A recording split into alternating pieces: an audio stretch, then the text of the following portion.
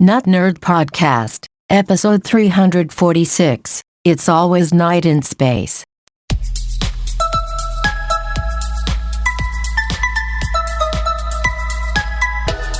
Welcome to the Not Nerd Podcast. I'm Nate Heath, and we are here to help you tech better. Here with me, as always, Mr. Dave Baylor. Crikey, is that an alligator I see over there, mate? No worries. I'm back. No worries, back. Governor. Wait, I always say governor, but I think that's a British That's thing. a British, yeah. It's not like you've been to Australia before. Oh, yes. Wait, you have actually. I have. I tried desperately to pick up that accent while I was there, and it kind of worked and did not last long. Once I got home, I faked it for a while. And you know what reminds me of Australia? The heat that we're having here. Yes. And reminds me also of Elliot, who loves our local weather forecast. Yes. And my guess is that Elliot down there things are starting to cool off, I bet. I used to have his weather on my phone. I should load that up and see what the temperature is in Melbourne. Yes, it does seem as though most of North America and maybe even the Northern Hemisphere is experiencing high heat. It is currently 96 degrees. I don't know if it hit 100 here today. But yes. Luckily, I spend most of my time in air conditioning. And it's a cool 51 in Melbourne. And I will get a quick, off the bat, before we even get into follow-up, I got a pro tip. Ooh. If you want strong air conditioning... I do. In your vehicle... Oh, I have that. But go on. Look for a 2004 Honda CR-V. Man, I am blown away constantly, literally blown away by the cold air that comes out of my 2004 vehicle that I maybe once have maintained the air conditioning, but it is a lifesaver on days like today. Yeah, that's crazy. Usually older cars, the refrigerant leaks out and stuff breaks, the seals go bad. And nope, I just leak oil. I just leak oil. I don't leak AC or anything else. So well, you're helping to resurface the roads as you drive over them. It's a service I provide. Yeah. Okay, well, enough of that. Let us get into the technology. And we were just last week in awe of the images we were getting from the James Webb telescope that they tell us are from space. Mm-hmm. And then I actually found this link via one of the local news accounts that I follow on Twitter, which then linked to thehill.com saying Webb telescope suffered uncorrectable damage in micrometeoroid hit, NASA report says. The telescope is made up of dozens of, I'll say, tiny mirrors. They're actually pretty dang big. In an array, and they all work together to coordinate the image and stuff. So yeah, they're susceptible to things flying through space and crashing into them. I don't know if you know about this, but when something goes in space, it just goes until something stops it. Yes. And if it's going fast, it stays fast. So yeah. Yeah. But it still works. It still works. Yeah. And there's a paragraph in here that says, after I click away from the video that's playing in the window, Webb has been hit by at least 6 micrometeoroids since its December launch, equal to roughly 1 impact per month, matching expectations according to the report. The damage to C3, however, has engineers investigating whether the impact was rare, meaning it could happen once every few years, or if Webb is more susceptible to damage by micrometeoroids than pre-launch modeling predicted. One piece of logic would say, well, maybe at night when you're not using it, you put it like a cover over it, and then you open it up when you use it. But it's always night in space. Yes. And they want to keep running it 24/7. They don't want to park it. So it's just going to get shot at constantly. And they say depending on its fuel usage and expected degradation to the telescope, Webb could survive for more than 20 years. But I will go back to the previous paragraph just to point out that modeling, especially when you're modeling things in space, what are you modeling based off of? The data. Modeling is, what do you have? you haven't had Webb telescopes in space before. You've had other things and you have data, but modeling often does not pan out to be quite, there's always surprises. Oh, yeah, there's always surprises. But you got to do your homework and try your best. Yes. That's what my mom used to tell me, so. Very, very good. Well, we've talked about many things about Amazon and healthcare. They've got their prescription service. Well, it's back in the news because they're buying primary care tech provider One Medical for $3.9 billion with a B. Well, that seems like a bargain. Didn't Minecraft cost $1 billion? Yes. It's like for a couple Minecrafts, you could have an entire medical industry. Yes. Here. Yeah. So One Medical went public in 2020, and they're paying $18 a share, which works out to almost $4 billion. Now, what does One Medical do? Is it an HMO or something like that? I believe it's very close to what you'll see Zoom Care around here. And Amazon is so far not saying much at all about its plans for One Medical under the wing of Amazon. Let's look at One Medical's website, real-time follow-up, and see. And while you do that, I'll actually read the article. And everyone there at home, why don't you just wait? Yeah. It's a pretty long article. It'll take me probably 2 minutes to read it. So I go to onemedical.com and it says, no ordinary doctor's office. Get 24/7 on-demand virtual care or book same next day appointments in our offices or over video with our app. Most insurance accepted. So this seems like it would be a very good fit for Amazon if they already have locations in several places around the U.S. if they're doing virtual stuff. So Atlanta, Austin, that's a mouthful. Atlanta, Austin, Boston, Chicago, Columbus, D.C., Dallas, Houston, L.A., Miami, Milwaukee, New York, Orange County, Phoenix, Portland, Raleigh, Durham, San Diego, Seattle, SF Bay Area. So based on that list of cities, that is a good portion of the population covered by that.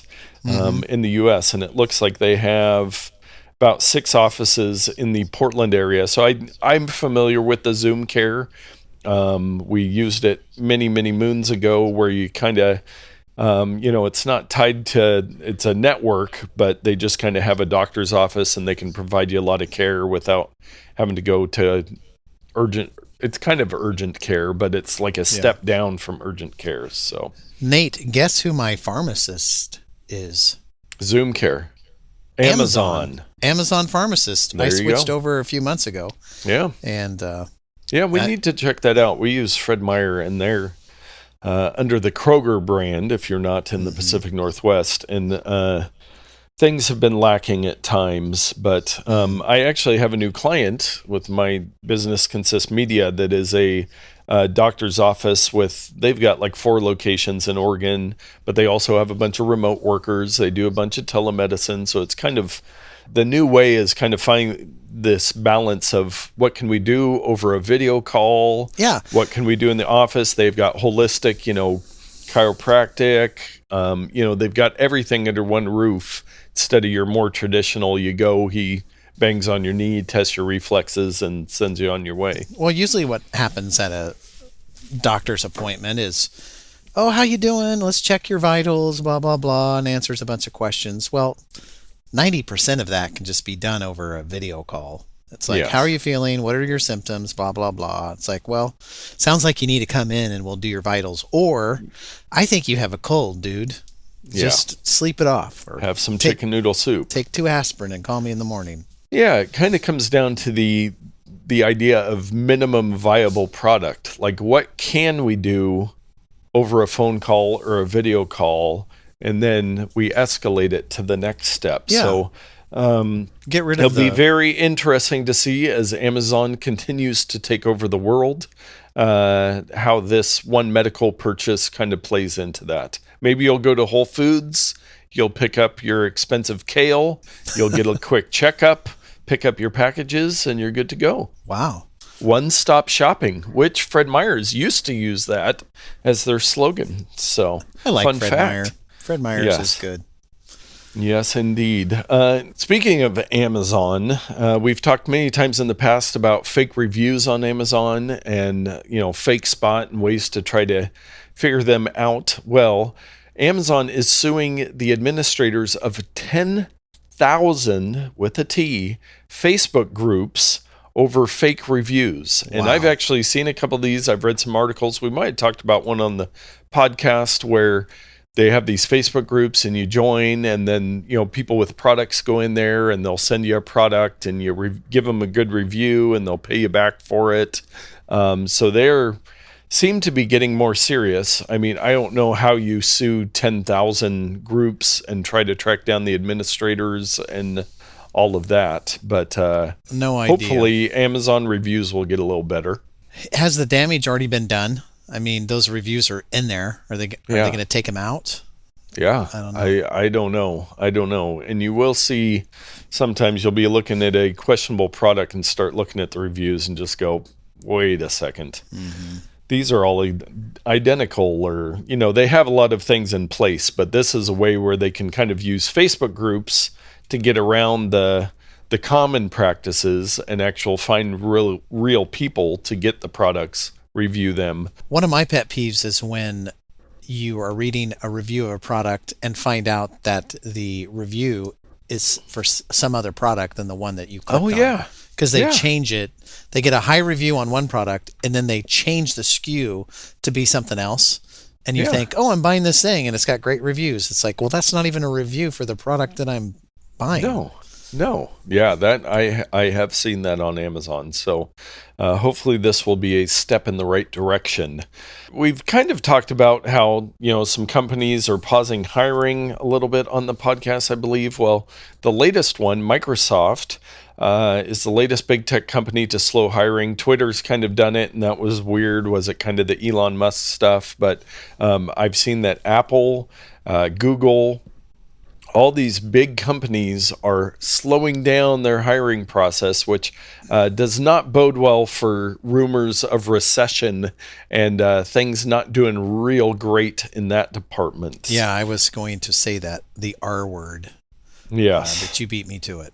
Yes, indeed. So other companies, Lyft, Snap, Uber, Meta, Salesforce, Coinbase. I mean, the crypto ones, that's understandable because crypto is definitely in a recession, we will say. But Microsoft, that's kind of one of those. You've said before, Microsoft stock, you invest in that, it just stays steady. And it's like, what's going on here? Well, when you look at it, like in my stock list, I have a bunch of them pinned, and you're like, oh no, Microsoft is down. But then you look at all of them, and they're all dipping. It's like the whole industry. It's not just the one company. Yes, which happens in crypto often too. So it's all about perspective, because then you go in and it'll show you like the 1 day view, and you're like, oh my goodness, it's spiking down. Then you look at the week, and it's like, oh, it's still up for the week or the month, year, 5 years. It's all about perspective on it. Whenever you're feeling bad, you just zoom out. It's like 1 week, 5 years ago, it's higher than that. Yeah. Yes, indeed. And just a quick one that I have noticed, and it's Instagram. They did a new update where it's a lot like TikTok now. Before on Instagram, you'd be scrolling through and you'd kind of see the next post as you were scrolling up, or, there would be the posts above and below. Well, they've changed it into the TikTok style, at least for me, where it's you just see one post and then you swipe and it goes to the next post. Mm-hmm. So they're obviously trying to copy TikTok. But another thing I noticed, they keep messing with stuff, because Chelsea was telling me the other day, she's like, what happened? My Instagram went into dark mode, and she uses light mode on her phone, and she's like, and I can't get out of it. And then I said, my Facebook, it went to light mode, which I use dark mode on my phone, and you can't get out of it. I've looked up, there's no setting. It's like they're forcing light mode or dark mode on different people. They're doing like an A/B test or something. Yeah, it's like, let me have my settings. But the new Instagram, it's a little bit, I'm just used to the old Instagram, and even though I use TikTok some, it's just like, come on, man. And there's so many, they're promoting the Reels so heavy. It's like, is Instagram just going to become an exact clone of TikTok? Yes. The answer is yes. The answer is yes. It's come so far from what it used to be, where it was a picture showing, a picture sharing site, and that's what I loved about it. And then Facebook bought it, and it all went downhill. Yes. Well, and maybe the reason why they're trying to make it look like TikTok, we've been talking about it, but I put in here the FCC still says TikTok should be removed from app stores. So Brendan Cart, this time the commissioner of the FCC, is putting pressure on, or called on, the CEOs of Apple and Google to remove TikTok from their app stores. And, this is due to the fact that it's owned or run in China, and as it says in the article, one of the subheadings, the relation to the CCP, unclear use of collected data, excessive data collection.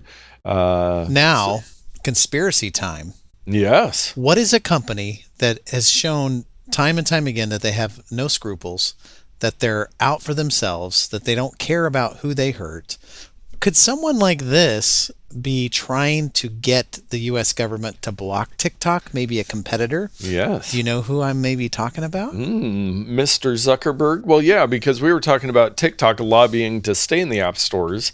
Well, there is a huge advantage for Meta to get TikTok out, because they've stole so much viewership, and Google too. We talked about how TikTok's, the youngs are watching TikTok more than YouTube. So both YouTube and Facebook, which if I do believe correctly, my feeling is that they hold a little bit of power in the United States. Oh, I'm sure they possibly do. A little bit. Yeah. So we'll see. It's pending being banned from U.S. app stores. Yeah. And more important work from the FCC. Apparently, they're now cracking down on auto warranty, in quotes, robocalls. So the FCC is telling the carriers, you need to block this stuff, which proves what I said probably 2, 3, 4 years ago, that the telecom industry could stop this tomorrow. Yeah. But they choose not to because they get income from it. So it's taken the government to tell the telecom industries, you need to block these things. And it's like, oh yeah, we found a way to do that. It's like, you could always have done it. It just was not advantageous to you to do it.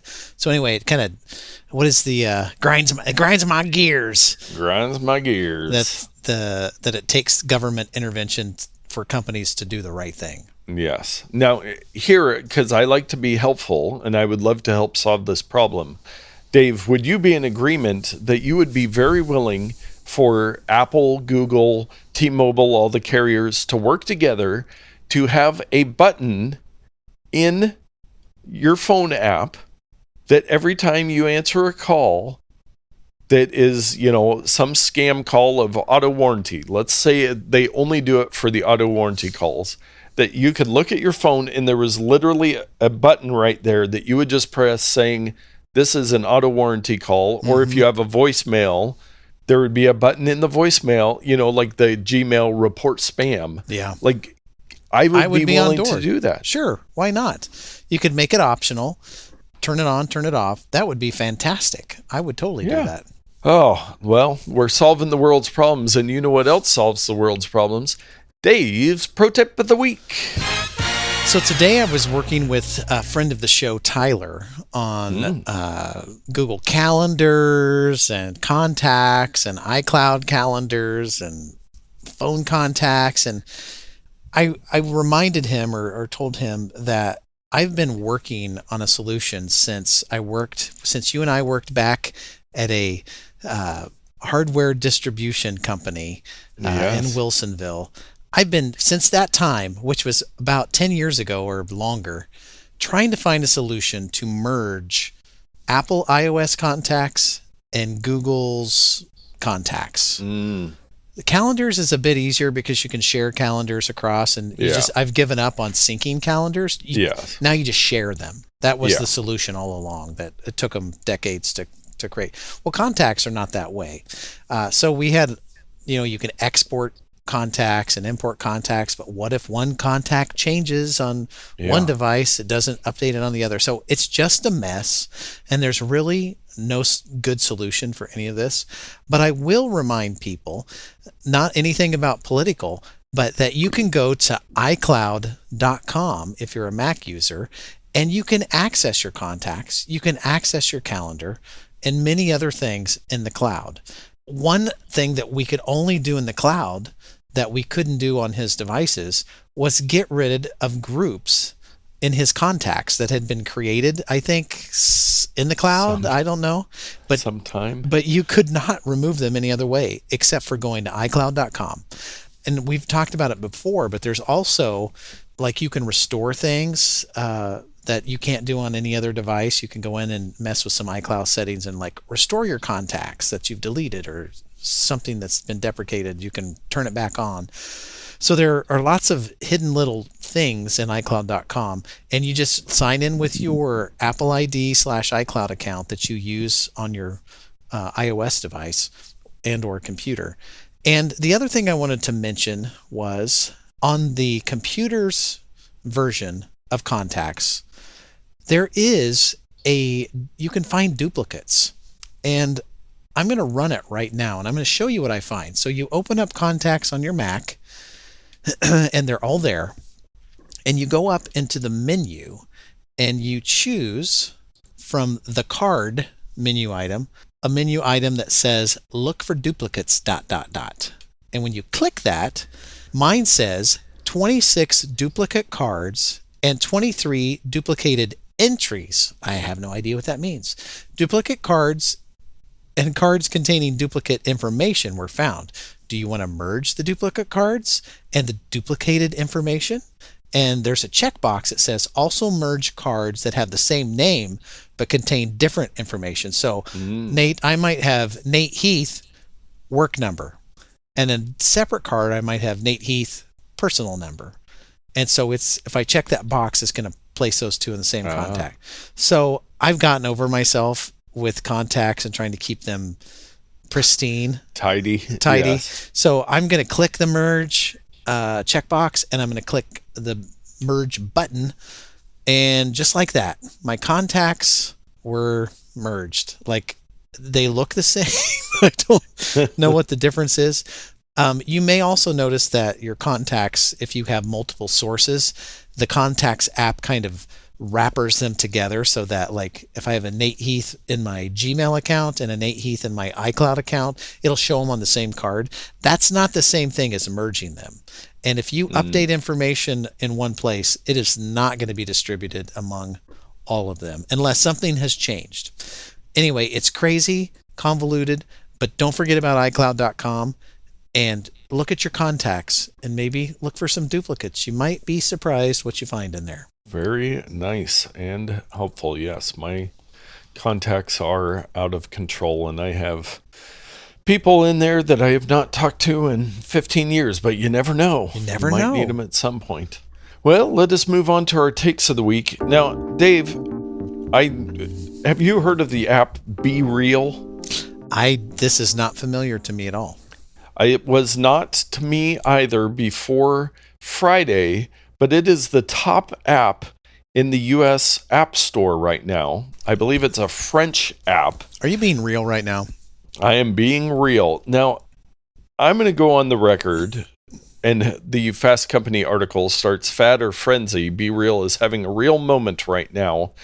I think this is completely one of those fad apps. So how it works, you create your account, you can, find contacts. Speaking of that, don't upload your contacts to all these apps. And Dave, I did not. Your voice was in my head. I said, I'm not doing that. I don't care. But then what happens is there is a 2-minute window every day that it sends you a notification. You open the app, you take a picture, and what it does is it takes a picture of what is in front of your rear camera and also takes a front picture, so it kind of looks like a FaceTime call. It puts you in the corner, and then put whatever. So the idea is you're being real about what you're doing in that moment, whenever it is during the day, and then it shares it with all your friends. And that's the app. And so if you're on the toilet, you get a toilet shot. I guess you get a toilet shot. I don't get like the longevity of this. Like I understand let's try this, but how often are you really going to be doing something that I guess the idea is that you're being real and it's not like a great moment or a great picture, but it seems like it's going to get old real fast. Yeah. And also, have we landed on the name? It could be BeReal. Is that, yeah. Do you know that it's even pronounced like that? It is French, after all. Well, they do capitalize the B and the R, so it seems like it'd be BeReal. Okay. And then, so I saw this article when I was going through my news sources while I was DJing Friday night. Then, completely unrelated, somebody came up and mentioned it to me while I was DJing, a younger female in her early 20s. And then they were talking about it on This Week in Tech. So it's kind of the buzz this week. But one of the problems they were saying is that everybody in the world is encouraged to log in during the same exact 2 minutes. Yeah. Which puts a ridiculous server load for 2 minutes of the day. And then the rest of the time it's not being used. Well, what about people who are in the other side of the planet and they might be sleeping at the moment? And they were kind of discussing that because they were saying, you can set your time zone in there, but if the whole idea is that everybody does it at the same time, maybe it's everybody. So maybe that's why they change it up. But I don't know. Who knows? Well, but it's top in the App Store, so people are using it. We'll put this one on the keep track of or check back in later and see. Yes, indeed. Somebody that we've mentioned several times on the podcast, we both respect his work. Rene Ritchie, he used to be with iMore, and then he set out and does his own YouTube, and he's one of these top YouTubers that would always, he gets interviews with the Apple people. Mm-hmm. He was on MacBreak Weekly, one of the podcasts that we listen to / watch from Twit.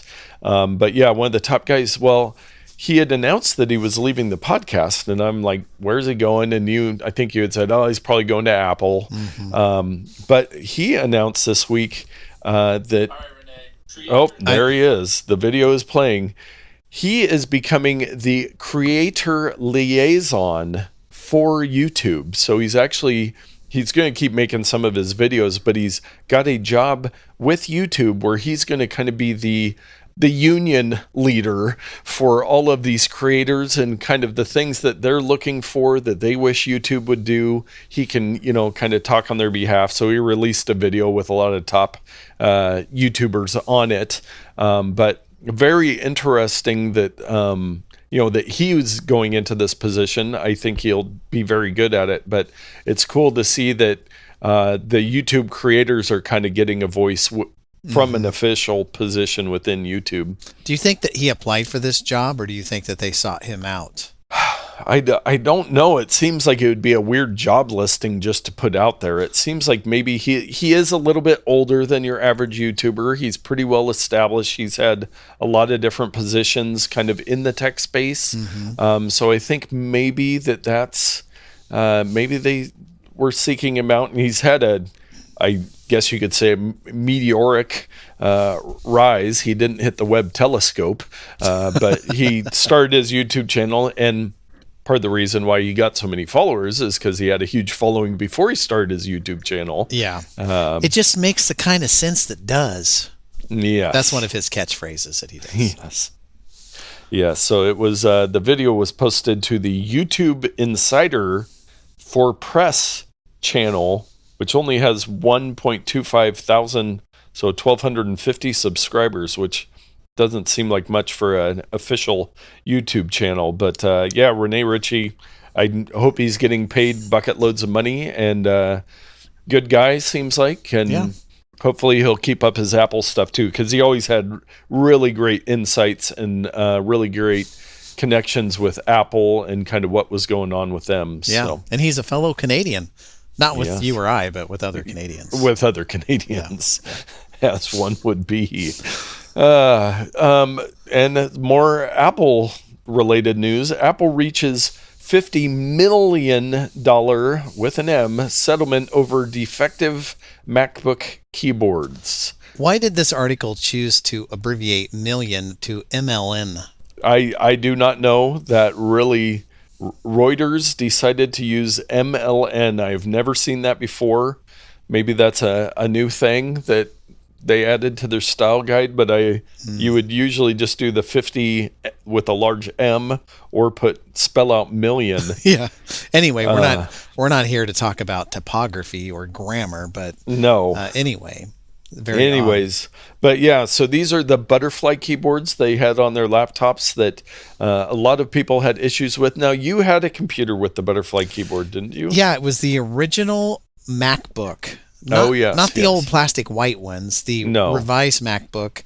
Some people call it MacBook Nothing or MacBook One. It had one USB-C port and a headphone jack, and that was it, 12 inches. I liked it. I didn't personally suffer from any keyboard problems. That computer was then purchased by my work and issued to another employee, and he used it for quite a while and didn't seem to have any trouble, and he took it with him when he retired. So as far as I know, it's still working. It's still working. Yeah. So it was a class action lawsuit, and lawyers for the customers expect maximum payouts of $395 to people who replaced multiple keyboards, $125 to people who replaced one keyboard, and $50 to people who replaced key caps, like if they had a specific key. Well, what about people who bought one and didn't have any trouble with it? Is there anything for that? Or? You're out of luck, or you just dealt with it and never got it repaired. Now, I think the thing was, for me, is I'm pretty clean when it comes to keeping crumbs and dirt and hair and other gunk off of my keyboard. The second owner of that, not so much. So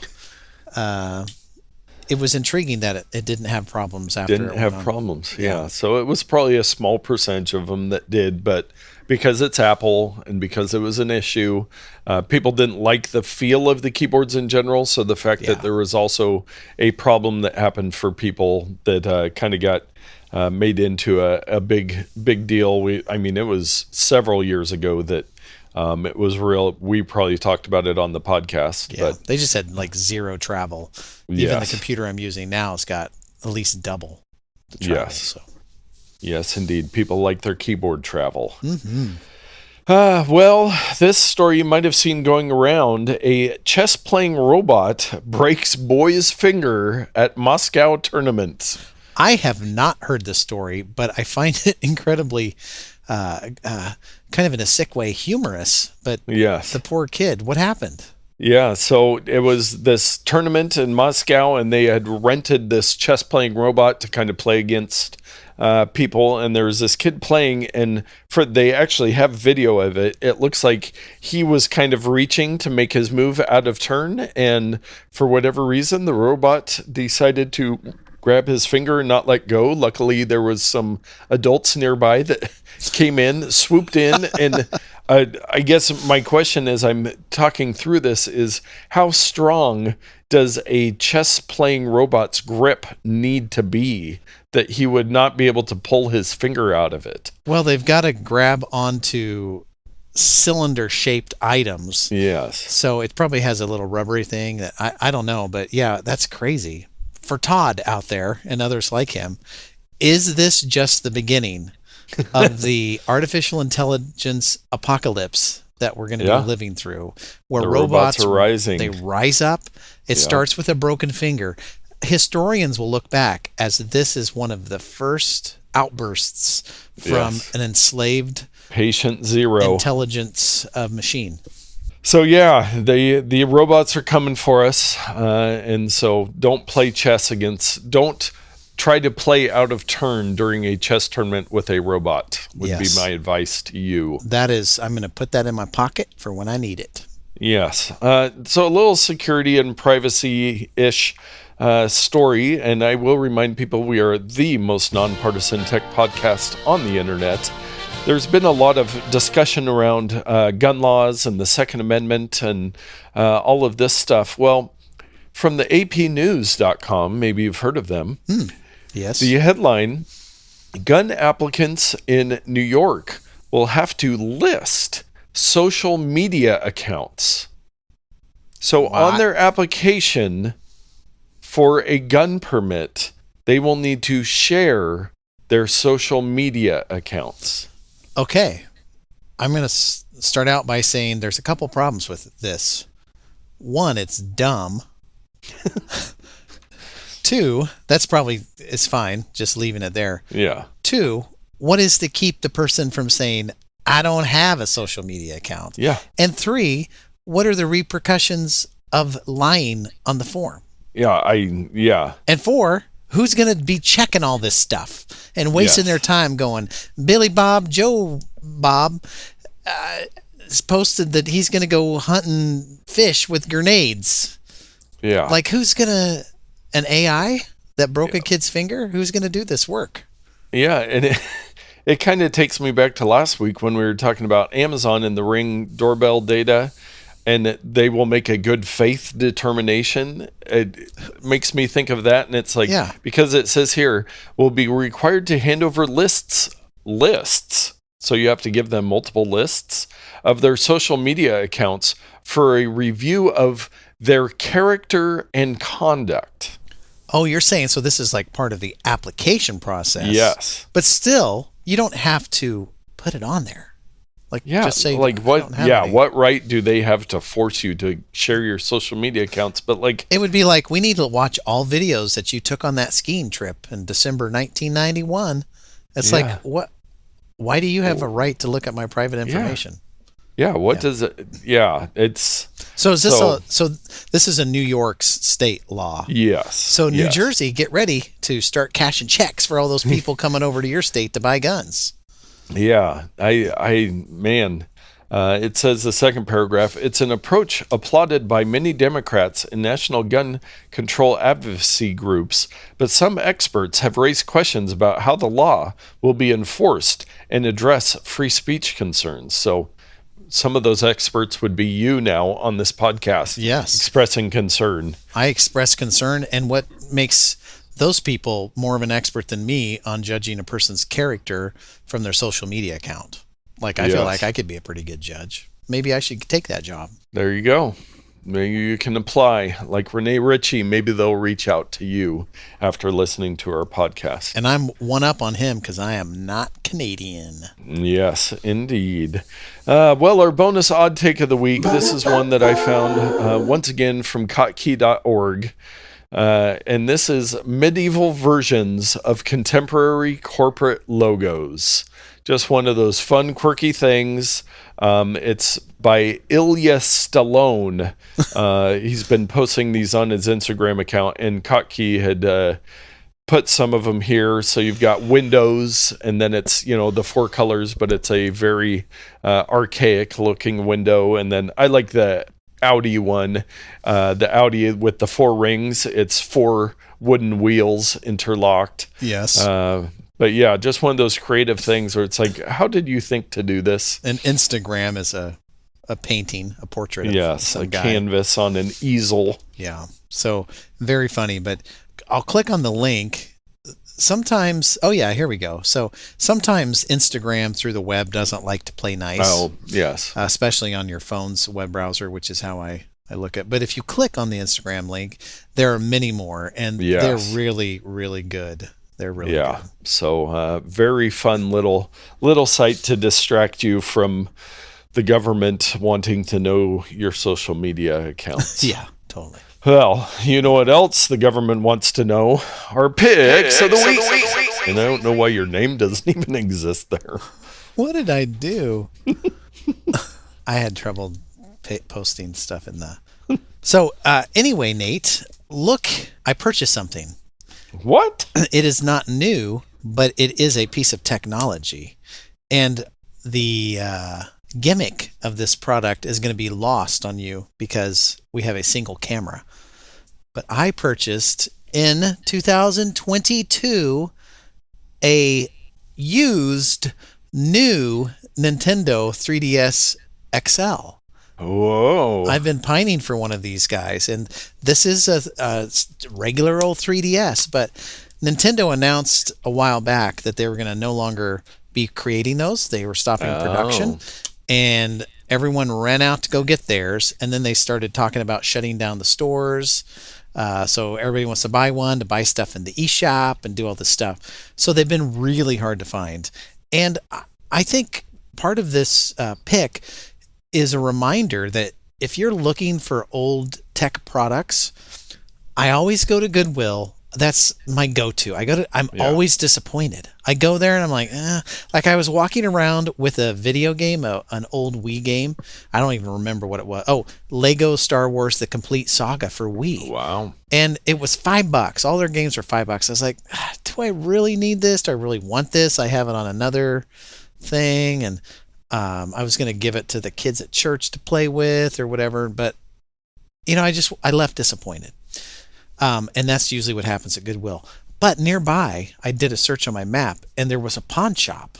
All that glitters for those of you in Tigard, Oregon. I'll give a shout out to those guys. And I walked in and I looked over and I saw the 3DS, which at my local retro game shop, $300. I picked this dude up for $80. Nice. And it's in good condition.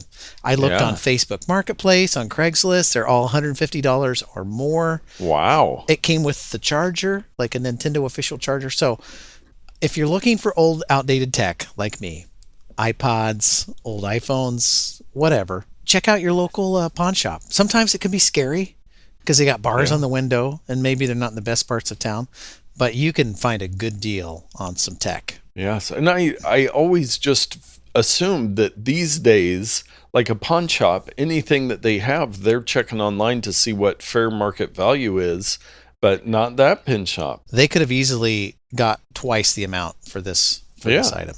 Easily. Well, nice find for you. Mm-hmm. My pick of the week is a piece of technology that is not electronic and that many of us take for granted, but it is an important piece of technology that many people will use.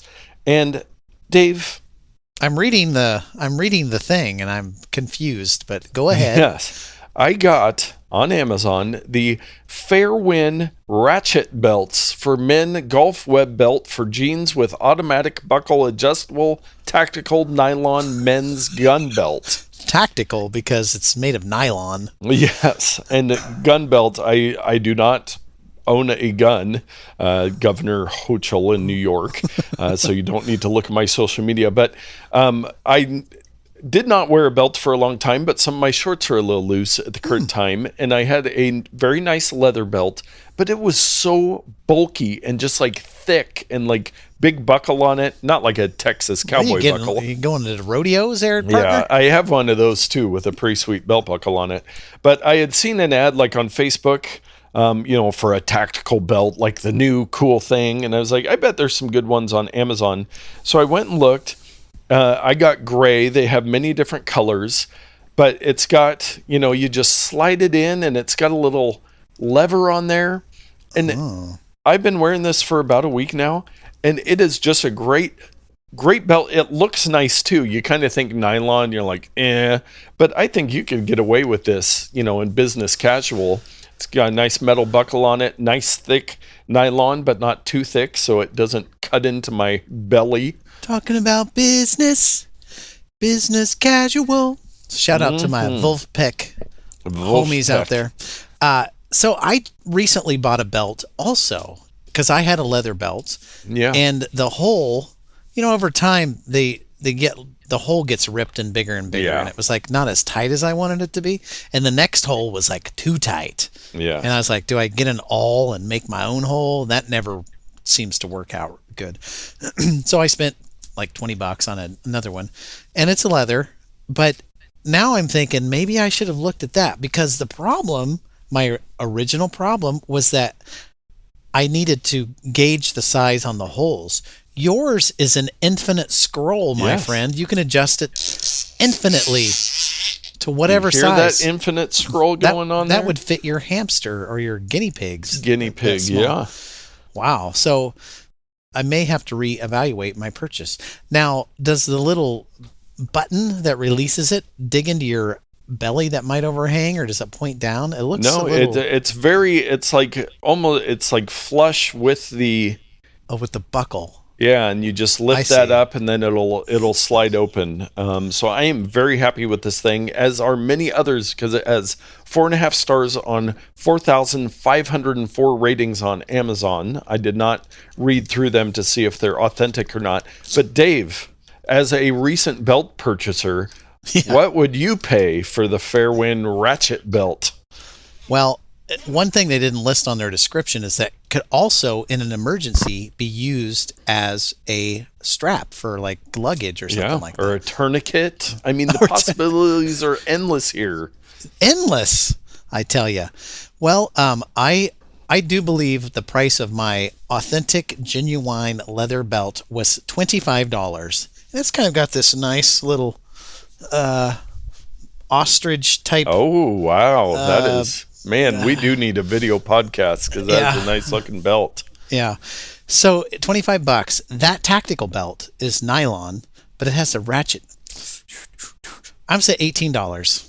Well, I picked up this bad boy for $16.29. Woo! Wow, that's great. I should have went a little lower, because mine's, real leather. They had to kill an animal to get it. And yours, they just spun some petroleum into fibers and gave it to some people in China, and out comes a belt. So well, and I think the one that I saw being advertised to me on Facebook was like $40 or $45, and I was like, I should buy a nice belt. And then I was like, nah, I've got Amazon Prime. You do what I do. I find a great product, and I'm like, I can find that cheaper somewhere else. Yes, indeed.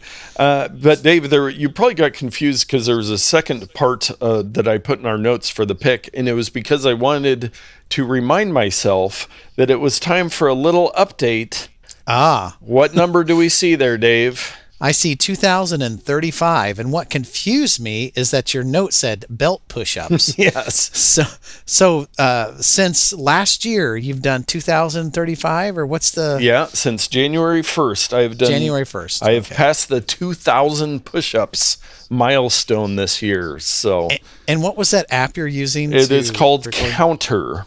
Counter. Yes, and it is doing well for me. Some days I forget, but then you can go back in and put them in there. I've missed a couple days on push-ups, but some days I'll forget to enter them in the app, and you can go in and edit it and add the number in. So 2,035 push-ups, which is insane to me that I would have ever done that many push-ups, but it's been a good thing. Not to talk shop here, but about how many average... I mean, I could do the math, but do you do these every day, a couple a day? Do you skip days? What's your regimen? So my regimen is, what I set myself as a goal was I was going to start off small. So I was just doing a couple push-ups, because that's all I could do at the beginning. I am now at 12 push-ups a day is what I do. And so I'm hoping to up that again soon. I know I could do more, but I'm just, pacing myself. I've got a whole life ahead of me to do push-ups. I have missed a couple days, like when I was traveling or something, I just got off my schedule and forgot.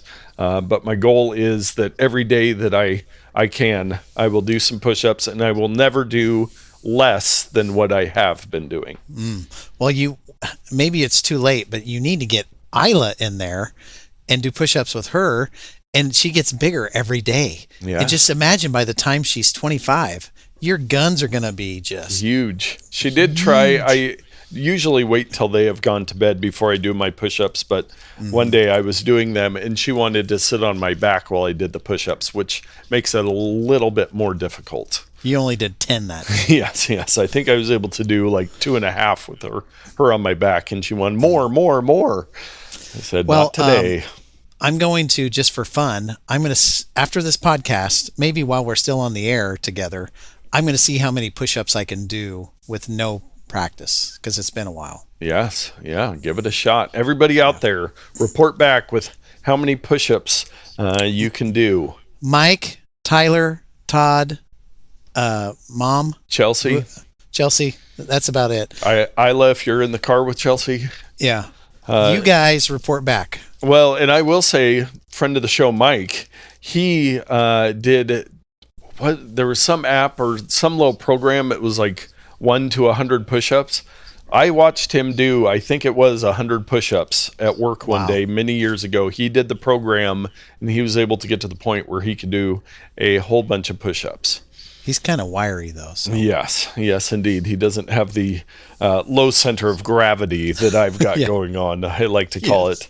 Well, before we turn into an exercise podcast, I do think we should wrap this up. Thank you so much for listening. Share it with a friend, a family member, a foe, a stranger, whoever it is. Share it with somebody so that everyone can get out there and tech better.